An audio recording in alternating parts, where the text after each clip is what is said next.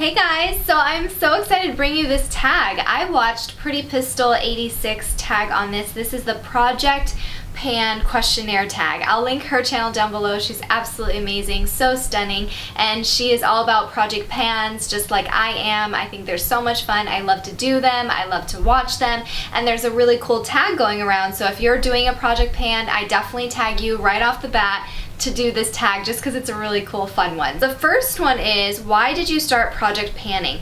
So I originally did my first project pan a few months ago, and it was a 6-month no buy, total shopping freeze. My husband did get me a couple gifts, but that I didn't count. I didn't personally buy anything, and I did it because I did my makeup collection here on YouTube, as well as a decluttering video, part 1 and 2 on this channel, and I was just kind of in shock and a little disgusted with how many products I had. A lot of products I do use, I recycle through them all the time, and I do really think that I do utilize a lot of my makeup, even though I have a very large collection.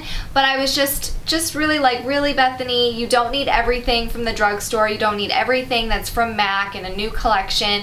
So I really just wanted to give myself a little reality check, a little time to kind of use up some products that I do really love in my collection. So I decided to do one. Number 2 is, what's the most rewarding part of Project Pan? The most rewarding part is definitely using up those products. It feels amazing, especially with those products like blushes or eyeshadows, which I still have yet. That's in my project pan right now.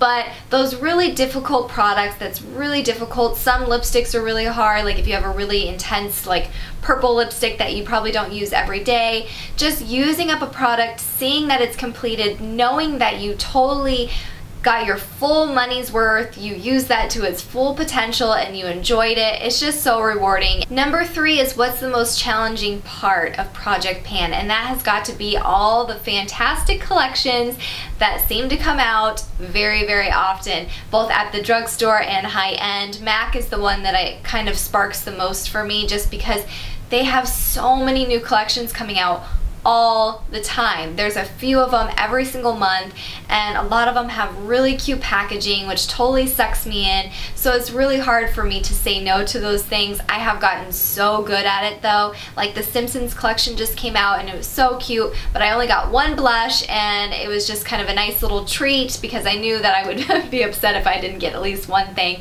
But the collections are really hard. The 4th one is, how many project pans have you done, and do you plan on doing more? So I did, like I said, I did a 6-month total no buy project pan, and then I am doing another one right now where it is 10 or it's 11 products that I'm trying to use up by the end of the year, and I totally think that I will be continue doing project pans every 3 or 4 months, just to really focus on my collection. Number 6 is, do you limit your spending or go on a no buy? So the first 6-month one I did, it was a total no buy, and I even did that not only with makeup products but with hair products.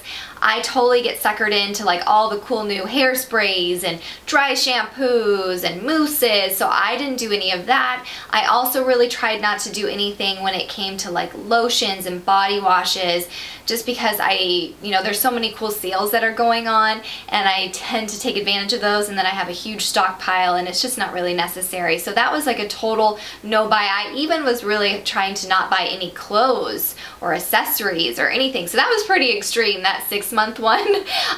This one that I'm doing right now, it's more of just a very low buy. Trying not to buy anything unless I really like need it, and I would be really not need it, but I'd be really bummed out if I didn't get it because it was limited edition. Or, I think again, it's something that's new that's come out that you guys would really love to see a review on. So a really low buy right now. Number 7 is, who are your favorite project panners to watch? So Pretty Pistol 89, she was talking about some people that are really big in the community for project panning. So I need to go check them out because I wasn't familiar with any of them. So I'd have to say her, just because I do know that me and her are really into it, and I love watching her videos. She does like weekly baskets and all kinds of fun stuff, so she would have to be my favorite. Number 8 is, what is your number 1 tip for a successful project pan? I think my number 1 tip to make a successful project pan so that you're not going insane is to pick products that you are going to use every day.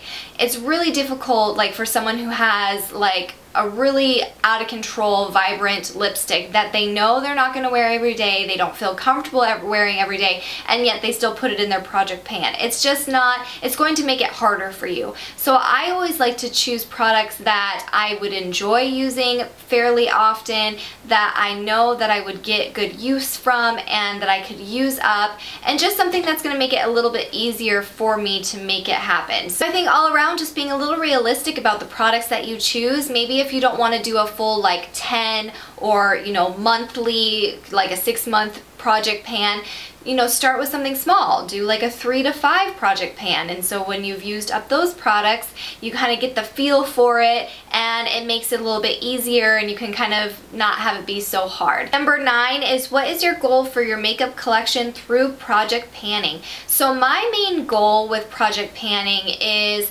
to really use up as many products as I have that are going to expire. So I know all makeup products have expirations, but to me, eyeshadows, different powders, blushes, those are all things that I think can live for a very long time. Just because you get your alcohol out, you sanitize them, they're kind of new again, they're good to go. So the products like my foundations, my concealers, some different lip glosses, things that I know probably will go bad faster, those are the products that I really try to focus in on my collection and try to use them up. And then those are the products as well as that I've kind of made a mental note that when I do finish those up, I'm going to keep those to a more minimum, just because I don't want to get into this place again where I feel like I could potentially be wasting those products because I'm not using them in a timely manner. So that's kind of my ultimate goal. And number 10, which project panners do you tag to do this?